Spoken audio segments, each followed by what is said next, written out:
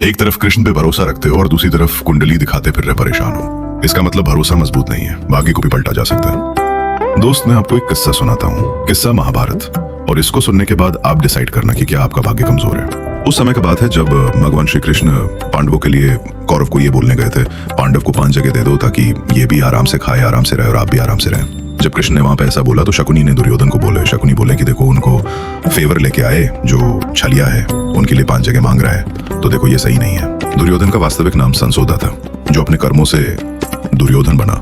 ये किस्सा ध्यान से सुनिए, ऐसा क्यों हुआ। दुर्योधन ने अपने सैनिकों को बोला कि जाओ बंदी बना लो, इससे ये 5 जगह मांगने आए, उनका फेवर लेके आए, इसको बंदी बनाओ। भगवान श्री कृष्ण को कोई बंदी बना सकता है क्या? कृष्ण ने वहीं पे पहली बार अपना विश्व स्वरूप का दर्शन दिया।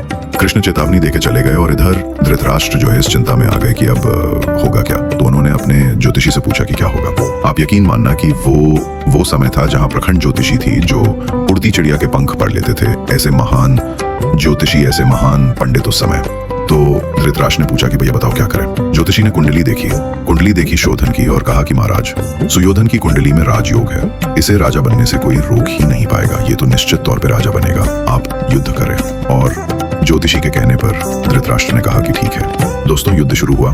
जब युद्ध शुरू हुआ तो आपको पता होगा कि 2 ही लोग युद्ध से बाहर, एक संजय जो सारा वृत्तांत युद्ध का सुना रहे थे धृतराष्ट्र को, और एक विद्युत जिन्होंने युद्ध को त्याग दिया।